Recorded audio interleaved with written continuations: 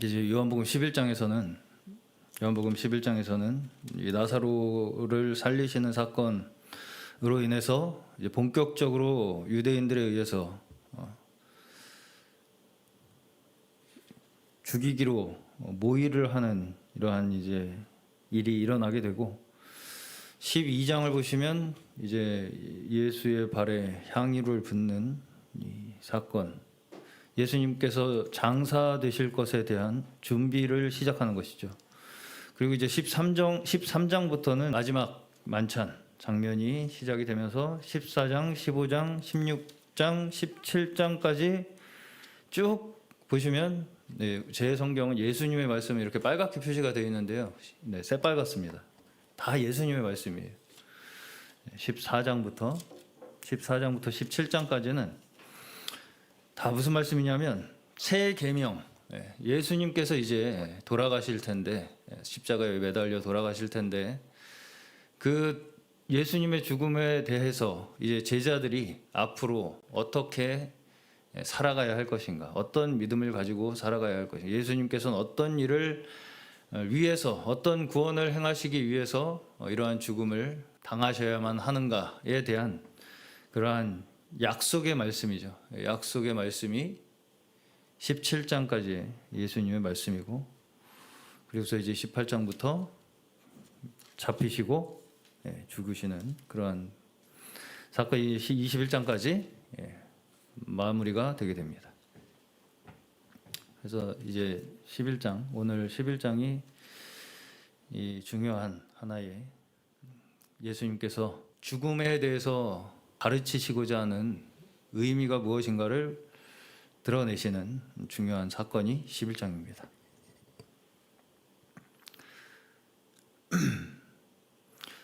지난주에도 제가 10장까지, 요한복음 10장까지, 1장부터 10장까지 이야기가 무슨 내용이라고 말씀을 드렸었냐면, 결국은 어떤 사람도 예수님이 어떤 기적을 행하시던, 어떤 말씀을 하시던, 예수님을 알아볼 수 있는 사람이 없다. 이것이 10장까지의 내용이라고 말씀드렸습니다. 왜 우리가 알아보지 못하느냐? 이 이제 가장 핵심적인 내용이 11장의 이 죽음에 대한 내용인 거예요. 사망에 대한 내용. 그래서 왜 우리가 이것을 알아보지 못하느냐? 왜냐하면요, 성경에서 말씀하는 생명, 다시 말해서 예수께서 우리에게 증거하시고자 하는 생명과 원래 우리가 생각하고 있는 생명이 정반대이기 때문에 우리가 깨닫지 못한다고 말씀을 드렸습니다. 정반대예요. 그래서 예수님을 받아들일 수가 없어요.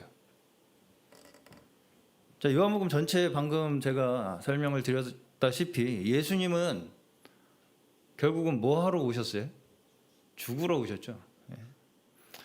그러다 보니까 우리가 보기에는 이 길이 생명의 길이 아닌 것처럼 보입니다. 우리의 눈에는요, 죽음과 저주의 길로 가시는 것처럼 보여요, 예수님의 길이. 그래서 이 사람들의 눈에 보기에는 이 사람이 도저히 살려고 하는 일로 보이질 않는 겁니다. 살려고 하는 일로 보이질 않아요. 그래서 이 사람이 없어야 우리가 살 수 있을 거라고 생각을 하게 되는 거죠. 이 사람이 없어야지 우리가 살 수 있을 거라고 생각을 하기 때문에 예수님을 받아들이지 못하고 결국은 죽이게 되는 일이 벌어지는 것입니다. 자, 여기에서 이제 바로 예수님께서 오신 이유, 예수님께서 이 땅에 왜 오셨는가, 또 어떤 구원을 우리에게 주고자 하시는가, 그 의미가 이제 여기서 명확하게 드러나게 되는 것입니다. 자, 한마디로 우리는 모순적인 현실을 살아가고 있다는 것입니다. 우리의 현실은요, 모순돼요. 우리가 생각하는 대로 내가 이렇게 이제까지 내가 스스로 살 수 있다고, 내 스스로의 생명을 지키고 보존할 수 있다고 생각하고 살아왔던 그 모든 방식들, 생각들, 지혜들, 그 모든 것들이 우리를 사실은 사망으로 멸망으로 이끌고 있다는 것을 우리가 모르고 있어요. 근데도 그렇게 살고 있습니다. 그런 모순 속에 살고 있다는 것입니다. 그런 모순 속에 살고 있어요. 우리는 분명히 이게 생명인 것처럼 생각하고 사는데, 그렇게 해야 살 수 있을 것처럼 사는데, 사실은 우리가 살아가는 그 모든 방식들이 다 멸망으로 우리를 이끌고 있다는 그 모순 속에 우리가 살고 있다고요. 다시 말해서 내가 아무리 최선을 다해서 살아보려고 발버둥을 쳐도 우리에게는 결코 그만큼의 만족스러운 결과가 주어지지 않는다는 것입니다. 우리한테는 그게 우리의 현실이에요. 그게 우리의 현실이에요. 내가 아무리 발버둥을 쳐도요, 정말 나한테 흡족할 만큼의, 지금 우리한테 알려진 가장 최고 부자 누군지 아세요? 누구예요? 일론 머스크. 일론 머스크가 자기 삶에 100% 만족을 하고 살까요? 지금도 공장 바닥에서 잔다고 하더라고요. 걱정이 많아요. 일론 머스크도. 걱정 없이 아주 그냥 뭐 이렇게 천하태평 떵떵거리면서 살지 않습니다. 하루에 14시간씩 일한대요.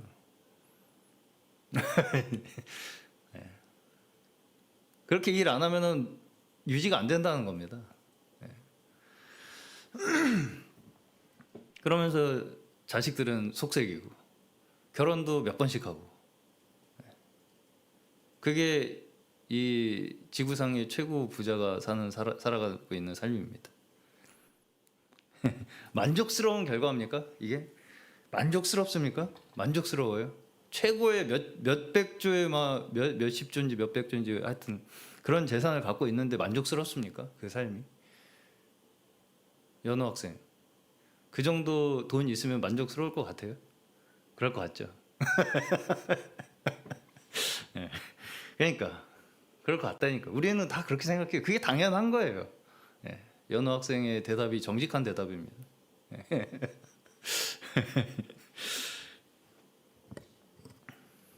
근데 실제로 당사자는 그렇지 않다는 거예요. 당사자는 그렇지 않다는 겁니다. 그래서 제가 알기로는 일론 머스크도 아주 기독교에 대해서 심각하게 지금 고민을 하고 있는 걸로 알고 있습니다. 신앙을 내가 자신이 받아들여야 할지에 대해서 깊은 고민을 하고 있는 걸로 알고 있어요. 만족스럽지 않다는 거죠. 내가 아무리 최선을 하루에 14시간씩 일을 하면서 그렇게 수억 조의 수백 조의 돈을 벌어도 만족스럽지 않다는 겁니다. 이게 뭔가를 이 결과가 뭔지를 모르겠다는 얘기죠.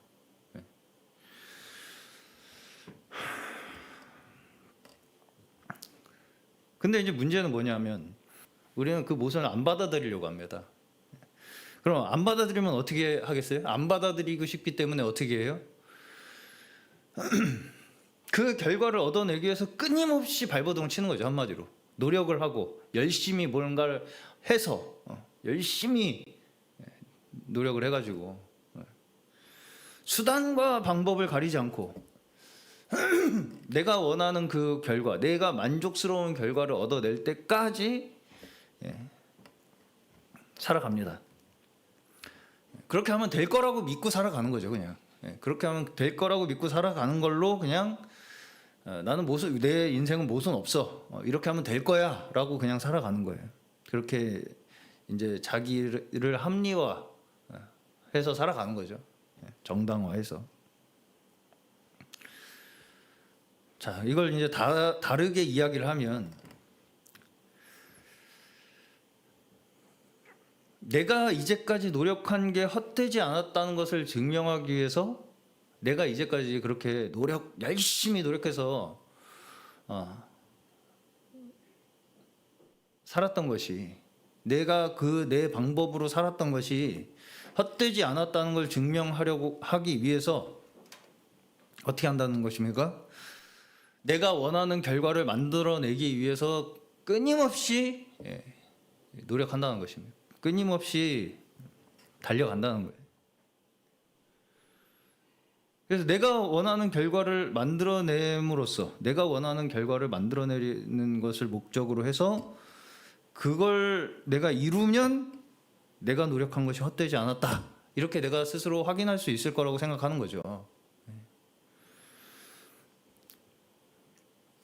그게 지금 유대인들이 예수님을 죽이려고 하는 이유입니다. 유대인들이 어떤 사람들이에요? 자기들이 옳다는 걸 끝까지 증명해내기 위해서 열심히 율법 지키고 사는 사람들이잖아요. 그러니까 우리가 이렇게 율법을 지키고 살면 그것이 곧 하나님께서 우리를 택한 증거다. 이걸 확인하고 증명해내기 위해서 열심히 달려가는 사람들이잖아요.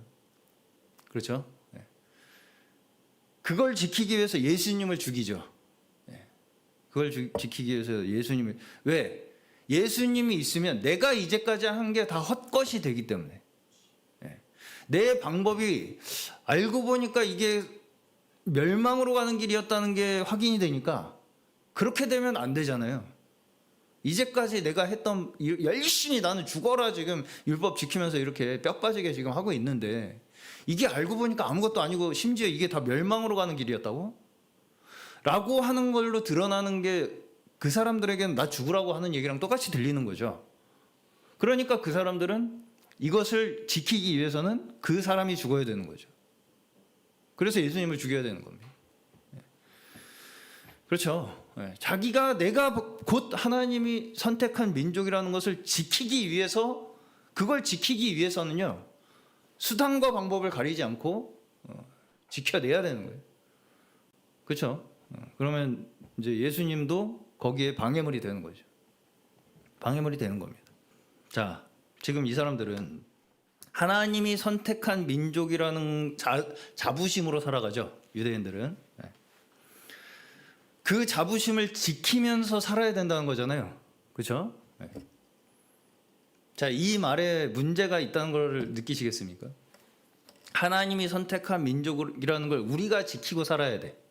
하나님이 선택한 민족이라는 걸 우리 힘으로 지켜내야 돼. 이 말 자체에 문제가 있다는 걸 느끼시겠습니까? 하나님이 선택한 민족이라면 그걸 지키시는 분도 누가 되어야 됩니까? 하나님이 되셔야죠. 잘 이게 이제 여기서부터는 이게 뭔가 오락가락 하시죠. 하나님이 선택한 민족이라면 그걸 지키시는 분도 하나님이시고, 너희가 내가 택한 민족이라는 걸 세상에 증거하도록 하신 분도 하나님이십니다. 그걸 우리 힘으로 지키라고 하지 않으세요. 하나님께서요.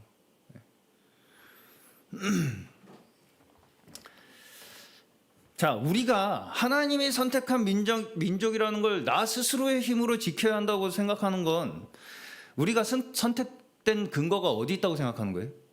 나한테 있다고 생각하는 거죠. 다시요. 내가 하나님이 선택한 민족이라는 걸 내 스스로의 힘으로 내 조건을 만들어서, 내 조건을 충족시켜서 그걸로 내가 지킬 수 있다고 생각하는 건, 내가 하나님이 날 선택한 근거가 나한테 있다고 생각을 하는 거잖아요. 그렇기 때문에 그들은 철저하게 율법을 지키는 것으로, 그렇죠, 율법을 지키는 것으로 자신들이 선택받은 백성이라고 하는 증명을 해내려고 노력하면서 사는 것입니다.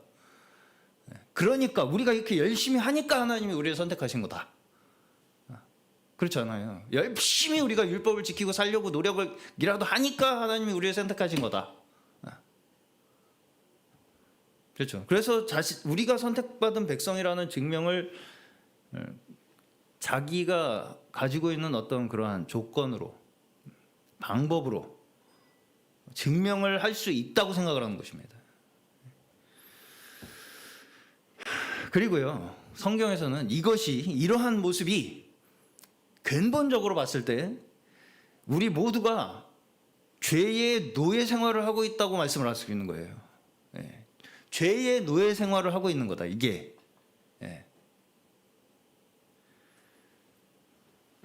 끊임없이 스스로 살기 위해서 발버둥 치지 않으면 죽을 것 같잖아요. 버려질 것 같고요. 그렇죠. 그게 우리의 공포입니다. 끊임없이 나 스스로 내 생명을 유지하고 살기 위해서 발버둥 치고 열심히 하지 않으면 죽을 것 같은 그 공포와 그 압박감, 그 강박 속에서 살아갈 수밖에 없는 것이 우리의 모습이라는 거예요. 그것이 우리가 죄의 노예로 살아가는 모습이라는 것입니다. 그게 우리가 죄의 노예라는 의미예요. 거기서 우리가 아무도 스스로 벗어날 수 있는 존재가 없다는 것입니다. 아무도 없어요. 다 어떻게든 나 스스로 이렇게 하면 살 수 있겠지, 저렇게 하면 살 수 있겠지. 심지어 유대인들은요, 율법을 열심히 지키면 살 수 있겠지. 종교적인 방식도 다 마찬가지입니다. 종교적인 방식도 그렇게 해서 내가 열심히 뭔가를 지키면 내가 살 수 있겠지 라고 하는 그 강박, 공포, 두려움, 그렇죠? 그걸로 얽매는 거잖아요. 그것이 죄에 속박된 노예의 상태라는 것이죠. 자, 그러면 이 죄에 속박된 노예의 삶은 죽은 겁니까? 살아있는 겁니까? 죽은 겁니다. 이미 죽어 있는 거예요, 그거는. 살았으나 죽은 거죠. 이미 죄의 속박 속에서 죄의 노예 종노릇하면서 죄와 사망의 권세 가운데 살아가는 사람은 이미 죽은 것과 마찬가지의 상태에 살아가고 있다는 거예요. 죽은 것과 다름이 없다는 것입니다.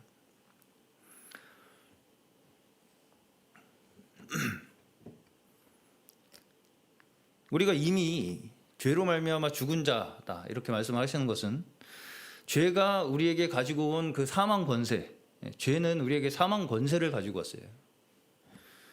그 사망 권세가 우리를 지금 지배하고 있기 때문에 우리가 이미 죽은 자 가운데 살아가고 있다고 말씀을 하시는 것입니다.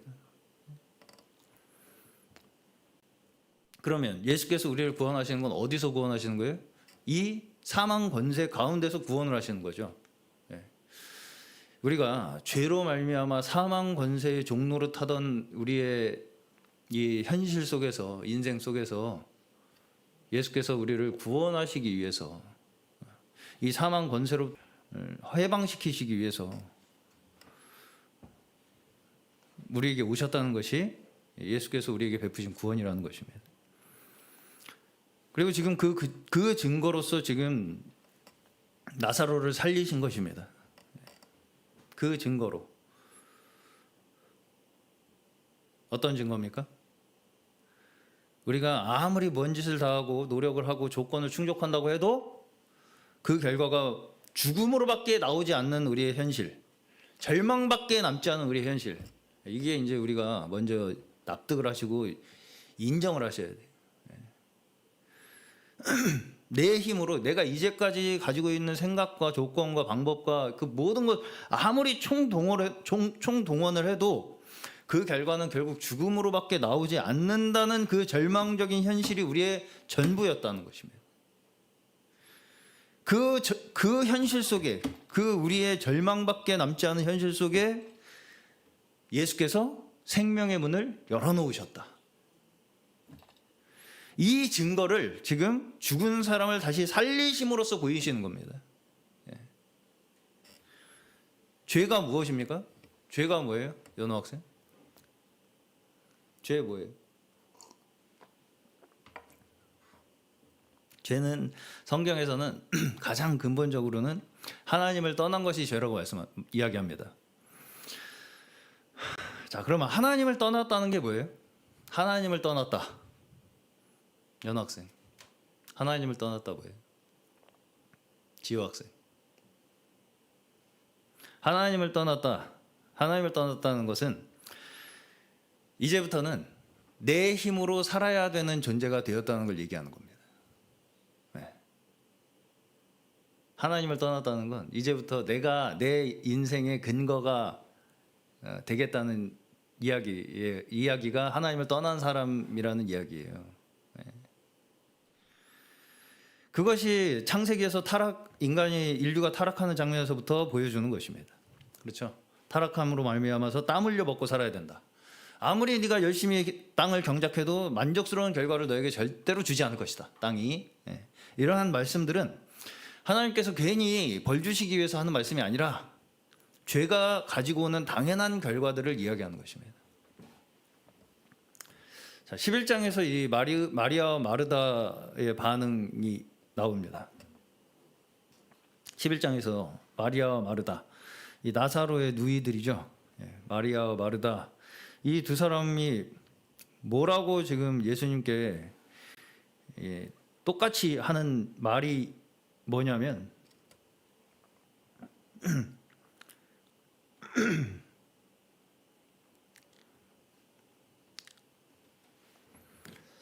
(32절에) 오늘 본문 32절에 보시면 마리아가 예수 계신 곳에 가서 배웁고 그 발 앞에 엎드려 이르되 주께서 여기 계셨더라면 내 오라버니가 죽지 아니하였겠나이다 하더라. 이렇게 이야기를 하죠. 그리고 21절에 보시면 11장 21절 보시면 마르다가 예수께 여짜오되 주께서 여기 계셨더라면 내 오라버니가 죽지 아니하였겠나이다. 똑같이 이렇게 마리아와 마르다가 둘 다 예수님께 뭐라고 이야기합니까? 여기 예수님이 계셨으면 안 죽었을 텐데 왜 죽게 놔뒀습니까? 나사로를. 이게 무슨 얘기예요? 아무리 예수님이라도 죽어서 지금 썩은 냄새까지 나기 시작한 이 시체를 어떻게 하시겠습니까? 이 얘기죠. 그렇죠? 아무리 예수님이라도 죽어서 지금 썩은 냄새까지 나는 시체를 어떻게 하실 수 있겠어요? 아니 좀 그래도 좀 숨이라도 좀 깔딱깔딱 넘어가기 전에 오셔가지고 살리셔야지 되는 거지.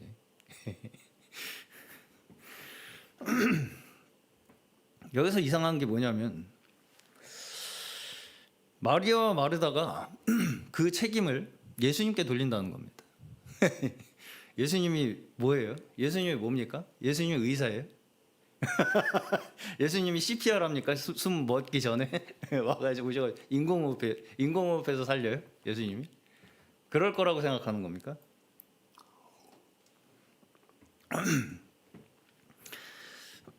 근데 왜 예수님 탓을 해요? 예수님이 뭐 의사도 아니고 응급처치를 할 것도 아니고 살아있을 때 와야지 왜 죽고 나서 오시냐?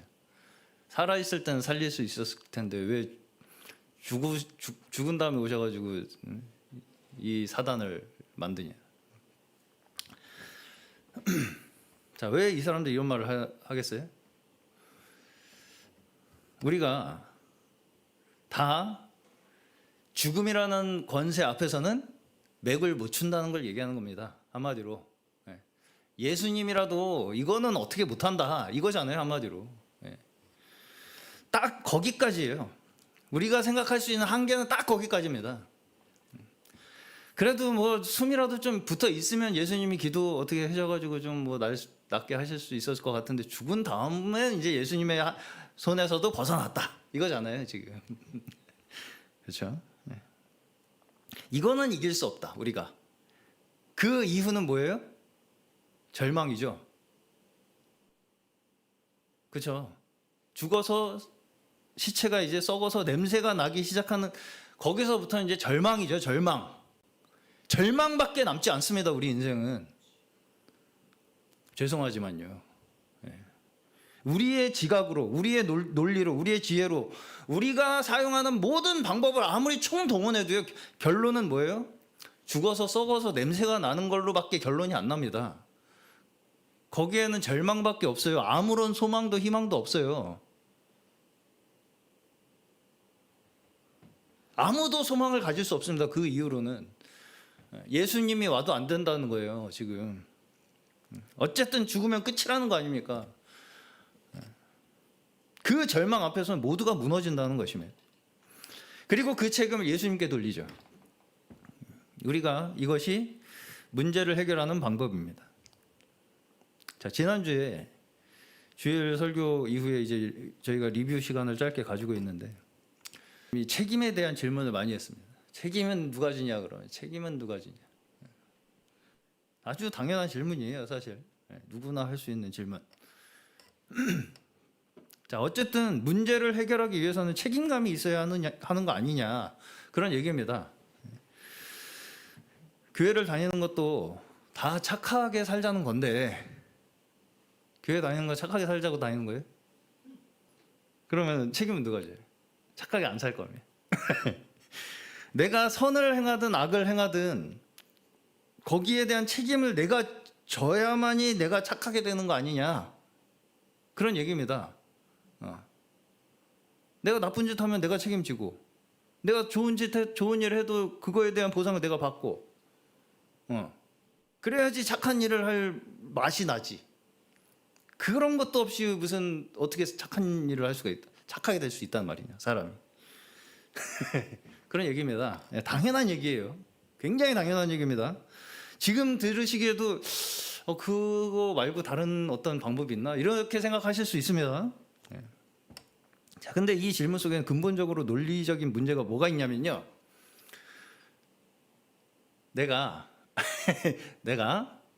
착하게 살려고 마음만 먹으면 얼마든지 언제든지 나는 착하게 살 수 있다고 생각하고 있는 것입니다. 자, 내가 착하게 살려고 마음만 먹, 그럼 이제까지 그런 거는 착하게 살려고 마음을 안 먹어서 그런 거잖아요. 이제까지는 내가 마음을 안 먹었는데, 그렇게까지는 이제부터 마음을 단단하게 내가 먹기 시작해서 오늘부터 내가 착하게 한번 살아봐야지, 그러면은 그때부터는 착하게 살 수 있을 거라고 생각을 하는 거잖아요. 이 이야기는 결국은 각자 착하게 잘 자기 할 일만 잘 하면 된다는 그런 이제 생각이 배경에 깔려 있는 거예요.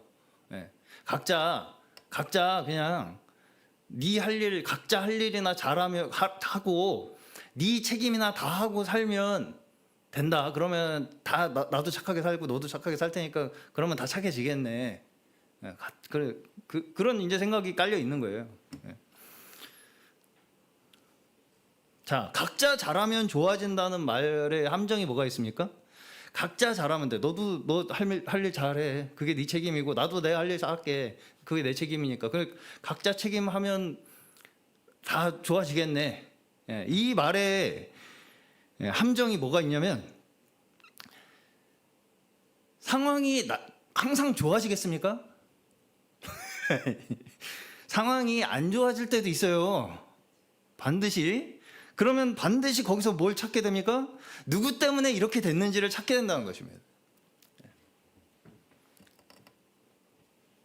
나는 이렇게 열심히 했는데 네가 열심히 안 해가지고 이렇게 됐네. 이게 반드시 나올 수밖에 없습니다.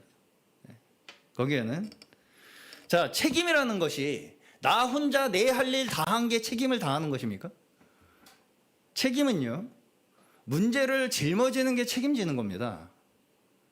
이웃을 감당하는 게 책임지는 거예요. 자, 가정에서 어떤 문제가 생겼다고 했을 때,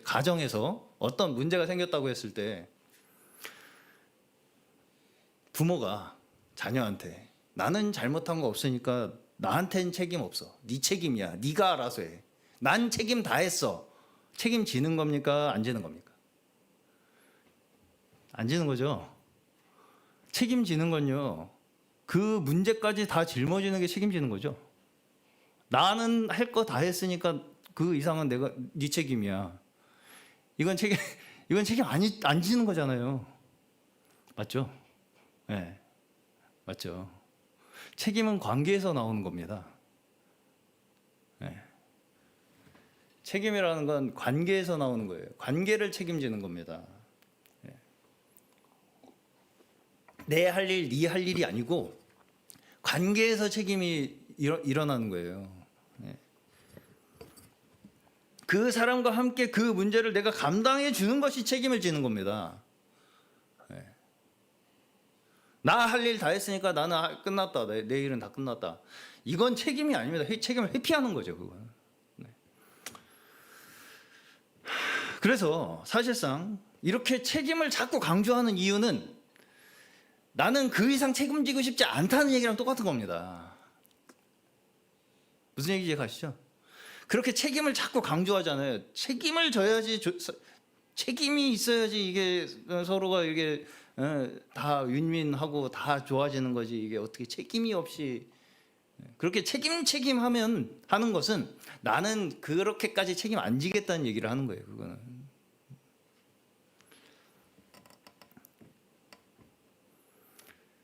자, 이것이 제가 오늘 조금 직접적으로 말씀을 드리자면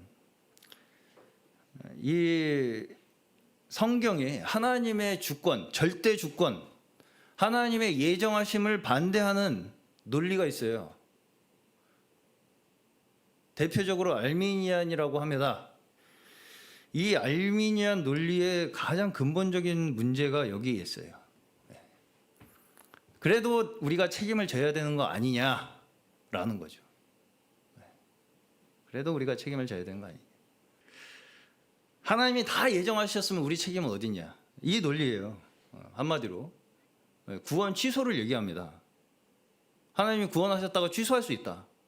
취소될 수 있다. 우리가 열심히 안 하면 취소된다 이거죠. 한마디로 그럴듯하죠. 그 책임을 우리가 져야 된다는 거 아닙니까?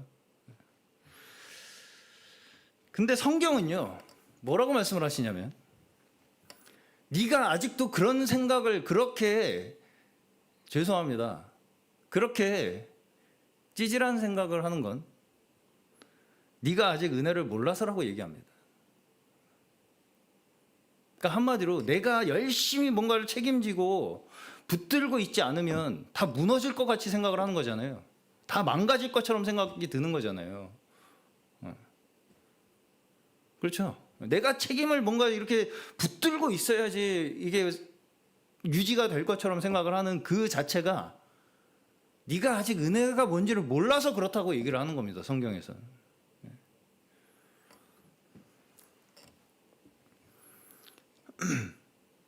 그래서 잘못하면 구원 취소된다 이런 논리를 가지고 내 책임을 다해서, 내가 내 할 책임을 다해서 나는 구원받겠다, 이런 아주, 죄송합니다, 무책임한 신앙관을 만들어내는 것입니다.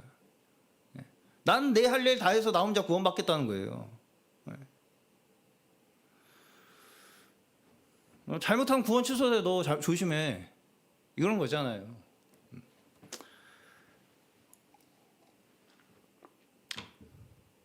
이 모든 절망과 불안과 공포 속에서 우리를 구원하신 것입니다. 이 모든 절망과 공포와 두려움 속에서 우리를 구원하신 거예요. 잘못하면 너 버려져. 그렇게 협박해서 우리를 구원하시지 않는다고요. 하나님께서는 은혜로 구원하신다고 하시잖아요. 은혜는요 우리가 받을 자격이 없는 자들이 받은 것이 은혜입니다.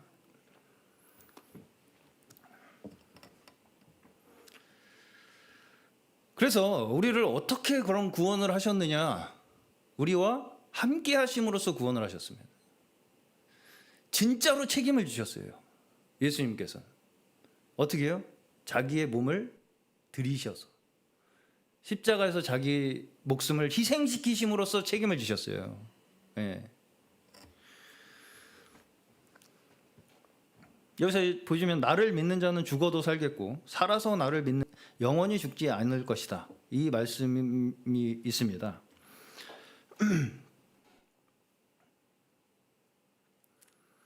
25절 26절입니다.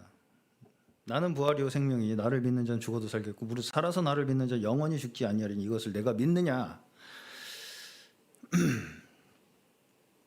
자, 이 말씀을 보시면 좀 이상한 게 있습니다.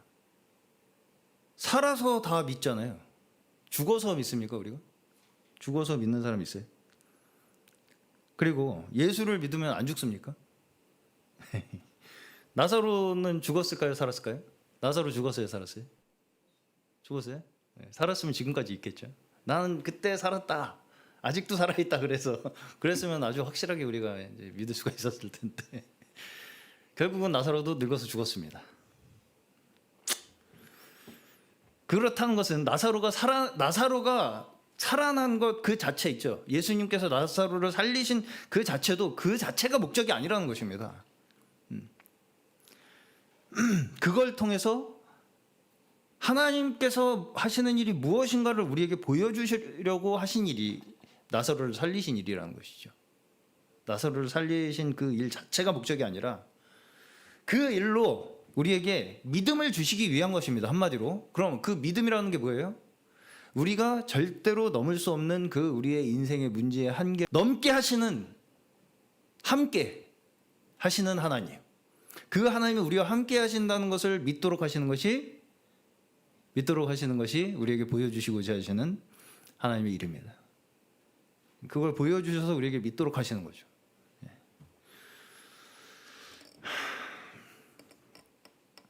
우리에게는 죽음이 끝이 아니라는 거, 그렇죠? 살아서 믿는다는 것은요, 우리가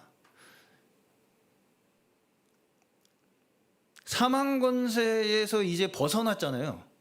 믿음으로써. 그렇죠? 그러면 이제 이 부활 생명을 얻어서 살아가고 있죠. 믿으십니까? 사망 권세에서 벗어나서 부활 생명으로 살아가죠. 네. 그러면 우리의 인생에서는 더 이상 사망의 영향력, 죽음의 영향력이 우리를 지배할 수 있습니까? 없습니까? 없다는 얘기죠. 네. 없다는 얘기입니다. 그래서 살아서 믿으면 더 이상 우리가 죽음의 영향력 안에서 살 필요가 없어지게 된다.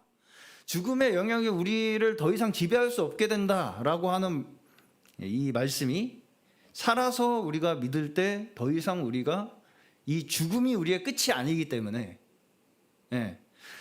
죽지 아니한다고 말씀하시는 거예요.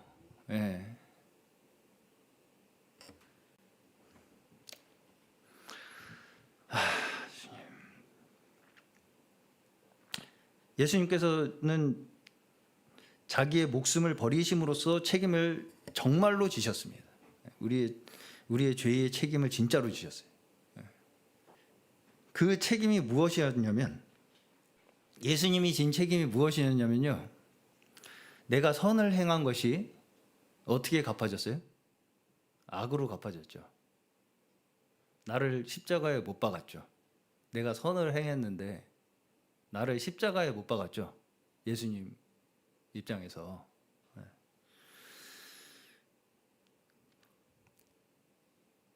정말로 그 현실의 모순이잖아요. 정말로 나는 진정으로 선을 행했는데, 그렇죠? 나에게는 그게 악으로 되갚아졌잖아요. 그 현실을요, 복수하지 않고 감당하는 것이 책임지는 겁니다. 한마디로. 그렇죠? 쉽지 않은 이야기지만 어쨌든 예수님은 그렇게 책임을 지셨습니다. 그게 진짜 책임을 지는 거라는 거예요. 난 할 일 다 했으니까 빠지고 니네들이 이제 책임지. 예수님이 니네들 책임지라고 우리를 놔뒀으면 다 어떻게 돼요? 다 지옥 가고 끝나는 거죠. 멸망당하고 끝나는 거죠. 우리가 느끼기엔 어떻습니까? 지금 해결을 해주시면 참 좋겠잖아요. 지금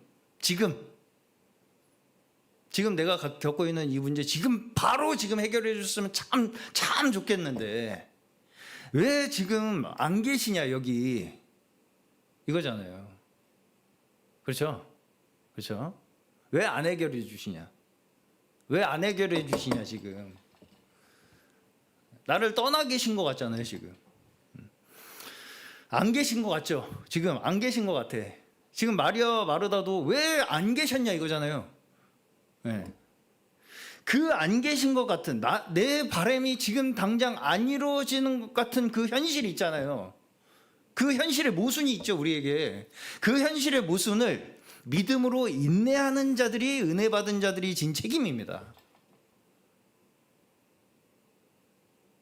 당장에 그걸 이루려고 발버둥 치는 게 아니라, 그래서 어떻게든 다른 사람의 책임으로 돌리고 어떻게 해가지고 내가 원하는 결과를 지금 당장에 얻어내려고 하는 게 아니라, 지금 이렇게 내가 발버둥을 쳐도 당장에 이게 이루어지지 않는 그 현실 있잖아요. 그 모순을 우리는 살아간다고요, 다. 그 모순을요, 우리는 은혜가 있기 때문에 인내로 감당할 수 있게 되는 것입니다. 그 책임을 진 거예요, 우리는. 그래서 우리가 책임을 진짜로 지는 것은 이웃의 연약함을 책임지는 것이라고 얘기하는 거예요. 그 연약함을 감당하려면 인내해야 되잖아요. 당장에 이 사람 때문에 내가 실제로 피해를 볼 수도 있어요. 내가 생각하기에 나는 문제가 없는데, 그렇죠? 일이 안 돼. 근데 이 사람 때문에 반대로 가, 이 사람이. 그러면 그냥 바로 저기 내쫓아버리고 싶잖아요, 한마디로. 그 현실의 모순을 감당하는 것이 은혜 받은 자들의 책임입니다. 예. 어렵죠, 그러니까. 어려워요. 그래서 이 모순을 안 감당하고 싶거든요. 당장에 내 눈앞에 결과를 보고 싶거든요. 내가 원하는 결과를 만들어내고 싶거든요. 확인을 하고 싶고 그걸로 내가 증명을 받고 싶거든요. 계속. 내가 증명을 당장에 받지 못하는 그 현실을 감당해 나가는 겁니다. 믿음으로.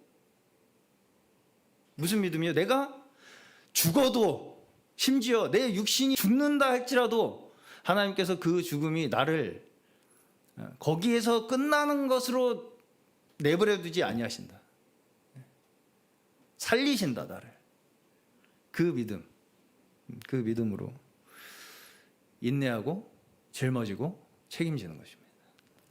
그렇기 때문에 우리의 진정한 선택과 책임은 우리에게 있는 것이 아니라 하나님께 있습니다. 요한복음 15장 16절 한 절만 읽고 마치겠습니다. 요한복음 15장 16절에 뭐라고 말씀을 하시냐면, 너희가 나를 택한 것이 아니요 내가 너희를 택하여 세웠나니 이는 너희로 가서 열매를 맺게 하고 또 너희 열매가 항상 있게 하여 내 이름으로 아버지께 무엇을 구하든지 다 받게 하려 함이라. 아멘. 우리가 하나님을 택해서 우리가 여기 있는 것이 아니라 하나님께서 나를 택하셔서, 하나님께서 나를 택하신 그 책임까지 다 지셔서 우리는 이제 받을 게 뭐밖에 없어요? 은혜밖에 없다는 거죠. 그 은혜로 말미암아서만이 열매를 맺게 되는 것입니다. 그 외에 다른 어떤 방법도 열매를 맺을 수가 없습니다. 은혜로만이 열매를 맺어요. 은혜로만이. 예. 무슨 은혜요? 하나님께서 나를 택하여 세우셨다는 그 은혜. 자격이 없어요. 내가 보기에도 없어요. 지금 내가 이게 택함 받은 거라고, 이게? 그래도 믿는 거라는 것입니다. 그게 은혜라는 거예요. 은혜 받은 자의 믿음은 나에게 근거를 두는 것이 아니라 하나님께 근거를 두는 것이 은혜 받은 자들의 믿음이에요. 예. 그래서 우리의 믿음은 응답하는 믿음입니다. 응답. 뭐에 대한 응답이요? 은혜의 결과. 은혜 받은 자의 결과. 은혜 받은 자의 증거로 응답하는 삶을 사는 자들이에요, 우리는. 그래서